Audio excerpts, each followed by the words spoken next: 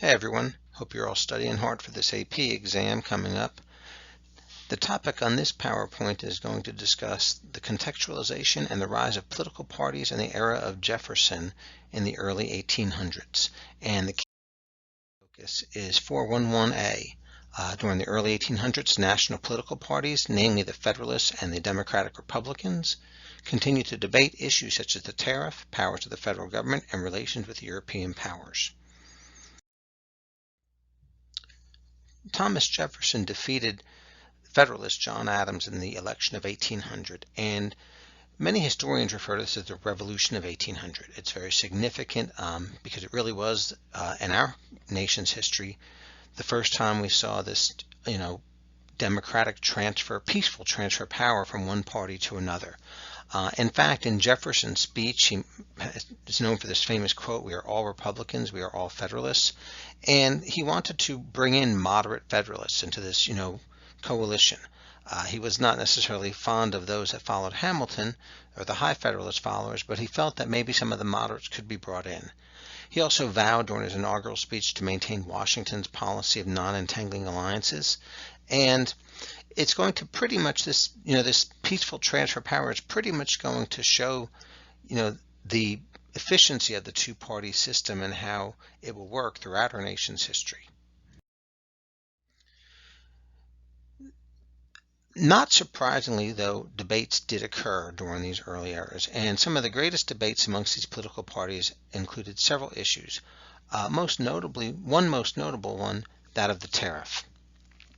Federalists, if you remember, wanted higher protective tariffs in order to help grow businesses, especially in the Northeast, and especially against industrial Great Britain, who had an advantage in the Industrial Revolution.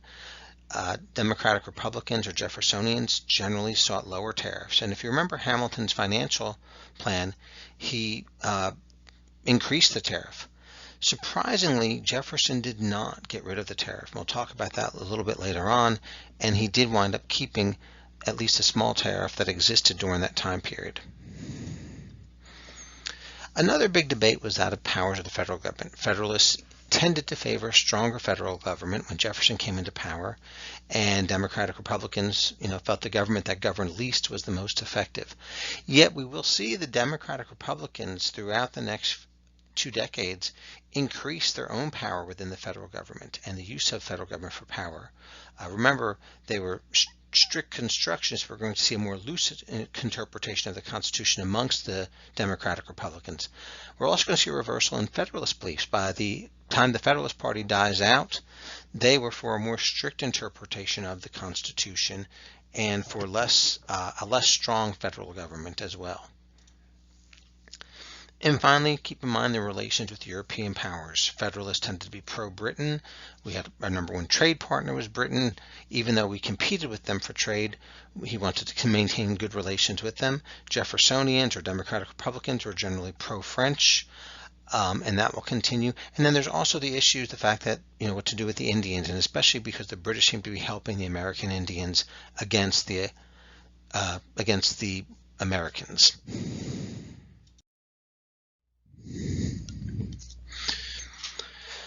As far as Jefferson's domestic policies, in relation to Hamilton's financial plan, surprisingly, he kept most of the plan. He was much more moderate in tone. I would call him much more of a realist as president, much more pragmatic as president than he was when he was Secretary of State and opposed to Hamilton's plan. And he actually, retained many facets of that early Federalist administration. Except for the excise tax, the Hamiltonian system remained intact. He maintained the Bank of the United States. He retained the tariff. He didn't tamper with some of the Federalist programs for funding the national debt and the assumption of state debts. Yet, despite this, somewhat pragmatic move towards keeping a lot of the financial plan, we are going to still see a reversal of some Federalist policies. For example, if you remember the Alien Sedition Acts passed by the Federalists during the issues with France, which expired on when Jefferson was inaugurated, he pardoned 10 Republican editors who had been serving sentences and been convicted under the sedition law. Furthermore, in response to the Alien Acts, Congress enacted a new naturalization law in 1802 that lessened the requirements for citizenship. Okay. He succeeded in substantially reducing the national debt while keeping the balanced budget. Unlike Hamilton, Jefferson believed that the debt was a curse and not a blessing, and even with the Louisiana Purchase, the debt fell almost $30 million during this time period. He also reduced Hamilton's standing army. Remember, early Jeffersonians did not like the idea of a standing army. There's very vivid memories of the British in the 1760s and 1770s in New England, and so he is going to reduce this army, but he did maintain the need for a stronger navy, and in fact will later use that strong navy to fight the Barbary pirates in Tripoli to stop paying some of the fees that the pirates were forcing us to pay. And another provision was also he emphasized states' rights, which once again is some general policy, more power to the states, and continued to encourage the development of an agrarian nation. This nation, big nation of small farmers.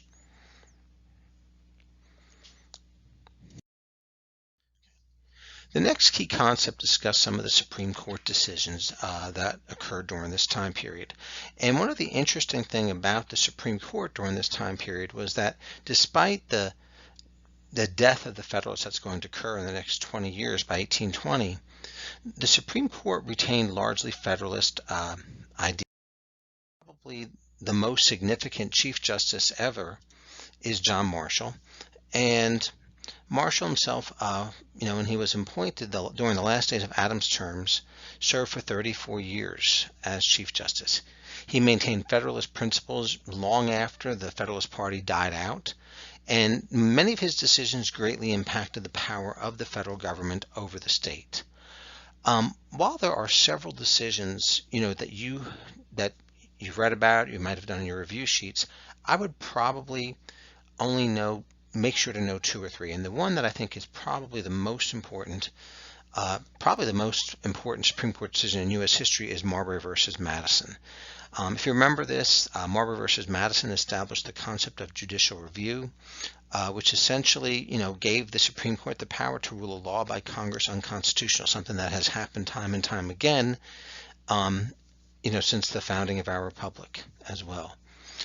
As far as, like I said, there are several others. I would recommend knowing only one. If you want to know 2, that's fine. The 2 that I think are the most significant are McCulloch versus Maryland and Gibbons versus Ogden. McCulloch versus Maryland was a big blow to states' rights. Essentially, Maryland tried to destroy its branch of the National Bank by taxing it, and Marshall declared that the National Bank was constitutional, and that Maryland did not have the right to tax the bank. The power, to tax involves the power to destroy, and so forth. And so we will see this, really kind of increasing those powers of the federal government. Gibbons versus Ogden is another case that increased the powers of the federal government, because the significance of it was that only Congress had the right to regulate interstate commerce. There have been some issues between New York and New Jersey over the monopoly of river commerce, and the court ruled that interstate rivers were to be regulated by Congress, not by individual states such as New York and New Jersey.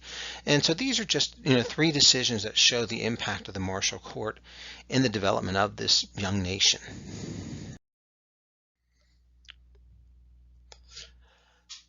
Also, the next key concept that we discuss will be over the expansion and following the Louisiana Purchase, our influence over North America and the Western Hemisphere through exploration and diplomatic efforts. And we're going to start with the Louisiana Purchase. In 1800, Napoleon essentially convinced Spain to give Louisiana back to France. And if you remember, under Pinckney's treaty, we had been guaranteed the right to use New Orleans as a port, and the Mississippi River, which the southern part of the Mississippi River, flowed through here, went through the port of New Orleans. The Spanish had allowed us to use that port, but now we were worried once the French took it over in 1800 that would change, and indeed it did. In 1802, France withdrew the right of us to used New Orleans, and Napoleon seemed to pose a military threat. The following year, Napoleon also had to deal with a rebellion in Haiti that had actually begun in 1791, the slave rebellion led by Toussaint Louverture. And in 1803, Jefferson, the same year of this rebellion, Jefferson decided to try to buy New Orleans and as much land as possible for $10 million. He sent a group over to France to negotiate a deal. U.S. Ambassador Robert Livingston, and when they arrived in France, Napoleon surprised them by offering the entire Louisiana territory for $15 million. Jefferson was torn on this. Jefferson was a strict constructionist, and the Constitution did not authorize a president to negotiate treaties incorporating huge new lands into the U.S. At one point, he was going to propose an amendment to the Constitution, but his advisors urged him, "We don't have time for that. We need to act immediately before Napoleon changes his mind." And so Jefferson reluctantly submits this treaty to the Senate, and the Senate promptly ratifies it. And one of the most important, it was the most important land purchase in U.S. history. It doubled the size of the U.S. We received the western half of one of the richest river valleys in the world. It guaranteed us total access to the Mississippi River and the Gulf of Mexico, including New Orleans, and without a doubt paved the way for westward expansion. Sadly, by 1890, all remaining American Indians in the West would be killed or forced onto reservations with this whole continuation of this expansion that will be going on. It also ended European expansion for the most part in North America. There were still some issues with Oregon, which we'll discuss later on, and Russia. But, for the most part, it ended the European threat on the U.S. western frontier. Ironically, the Federalists actually opposed the Louisiana Purchase, and they argued that the strict construction did not give Jefferson the power to purchase Louisiana. This is the Federalists who had, at one point been, against strict construction. The real reason, they were afraid that the western lands would be loyal to the Jeffersonians. This would be prime agricultural territory, those more likely to follow Jefferson's party. With the Louisiana Purchase, we're also going to see the Lewis and Clark expedition. And Jefferson was most interested in finding, an all-water route to the Pacific, which we didn't find, but Meriwether Lewis and William Clark were appointed by Jefferson to explore the region, and they did that. They were assisted by a Shoshone female named Sacagawea, who became a scout and translator once the expedition reached Bismarck, and she was very crucial for their success as well. It went all the way into what would later be called the Oregon Territory, and will actually bolster our claim to Oregon, further opening the West, to this trade and exploration as well. The reports by Lewis and Clark provide extensive information about the territory and sparked even more interest in westward expansion.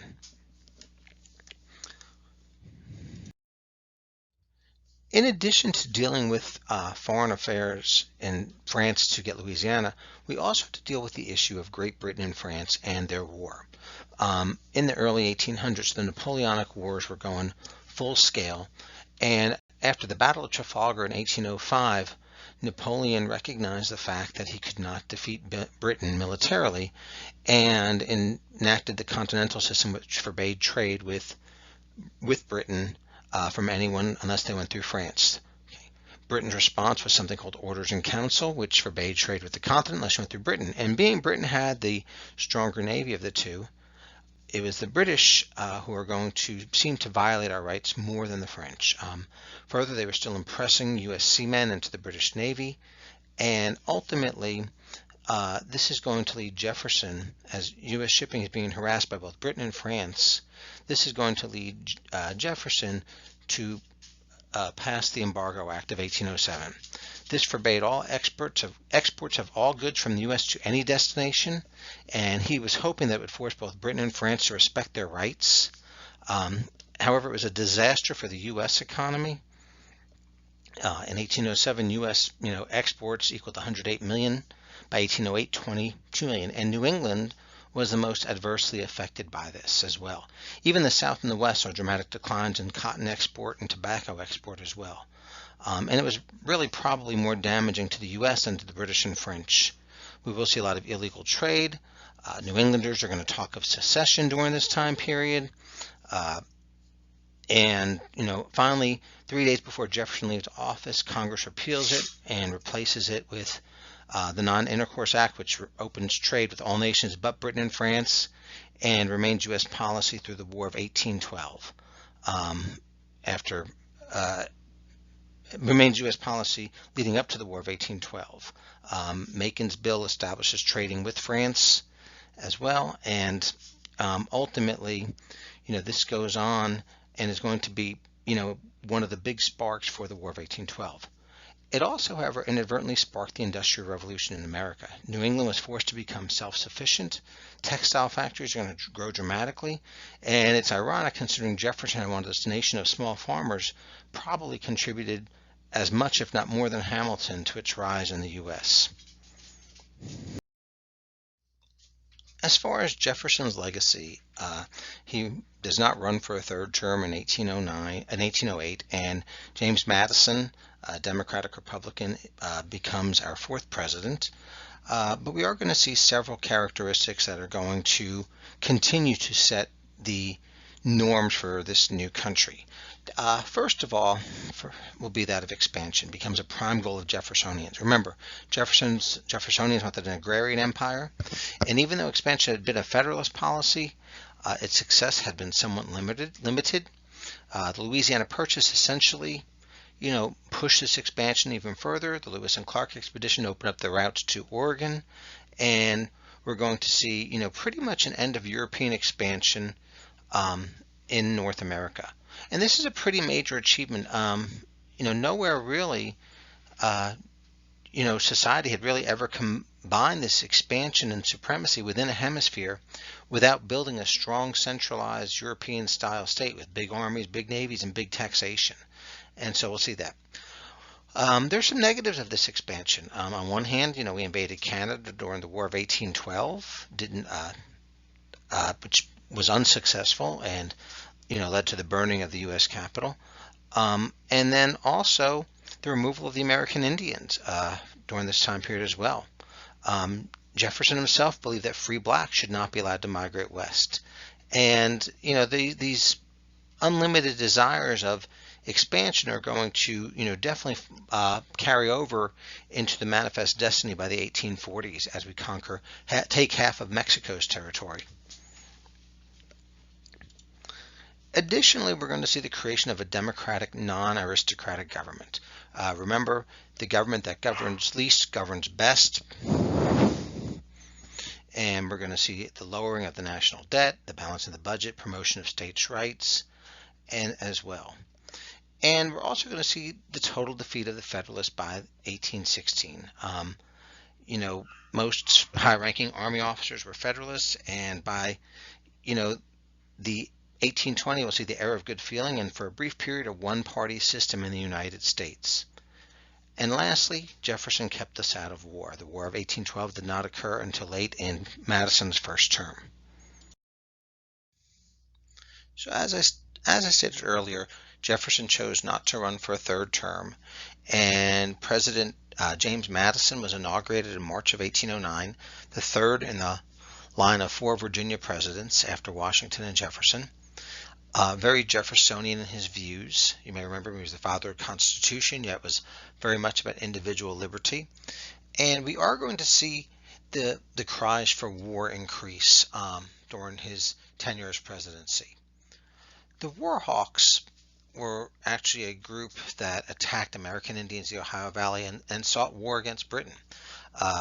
Congress was somewhat divided. Republicans were still in control, but we seem to have a new Congress after the 1810 elections, midterm elections, that differed from past Congresses. They were newer, they were younger, they were more nationalistic. A lot of Westerners and Southerners emerged who wanted to prove themselves through a war with Britain. In many ways, they sought the glories of their fathers in the Revolutionary War. And we're going to talk, in fact, we'll talk about what we call the Great Triumvirate. Daniel Webster representing the New England. He was from New Hampshire, Federalist. Then we'll also see Henry Clay, who was elected Speaker of the House from Kentucky, representing the West, and John C. Calhoun, another representative from South Carolina, representing the South. And these three, Webster, Clay, and Calhoun, are really going to guide American politics until 1850 or so. Going on anyway, the Warhawks, these Western Warhawks wanted to wipe out the American Indian resistance against white settlers in the West. And one of the biggest threats were the Shawnee Confederation.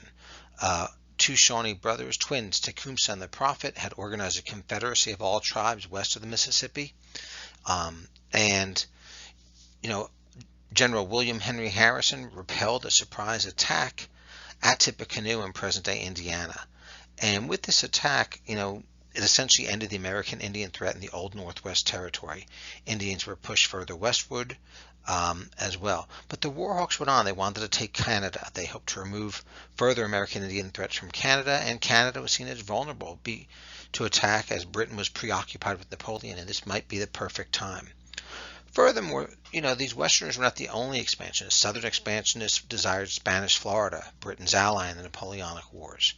And the Warhawks were especially outraged at British impressment of U.S. sailors that took U.S. Citizens off of ships and enlisted them in the British Navy. They also didn't like the fact that U.S. products were not able to reach Europe unless going through Britain.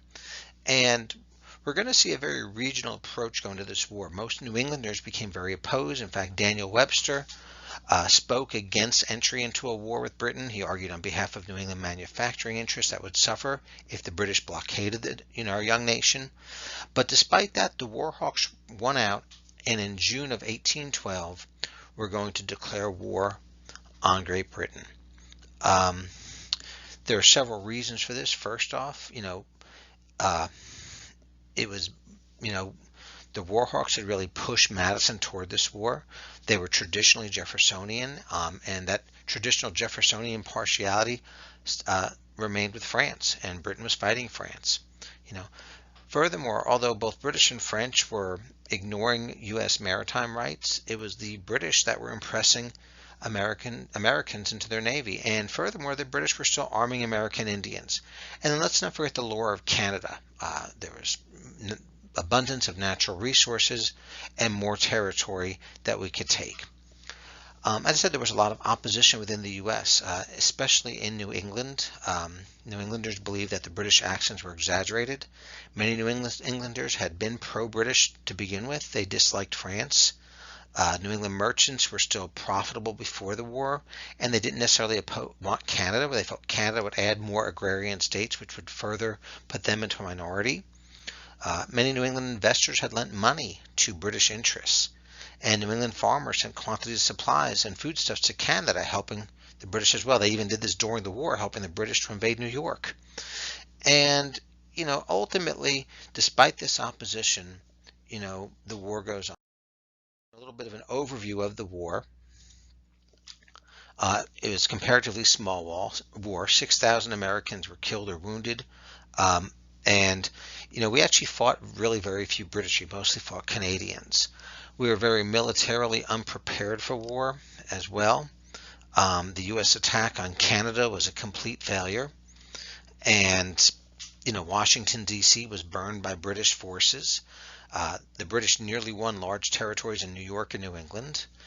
And, it was not one of our better wars. However, we did have several victories. Our Navy actually outperformed the Royal Navy on the Great Lakes. Now, do keep in mind the Royal Navy was much more concerned with Napoleon. The British also failed to take Fort McHenry, which, while it's not necessarily significant for strategy, this is what inspired Francis Scott Key to write the Star-Spangled Banner. And, we're also see, of course, the famous, Battle of New Orleans. After the war, we'll talk about that, where General Andrew Jackson emerges as a national hero. Okay. The war really ended in a stalemate. The 1814 Treaty of Ghent, both countries just agreed to stop fighting and restore the conquered territories.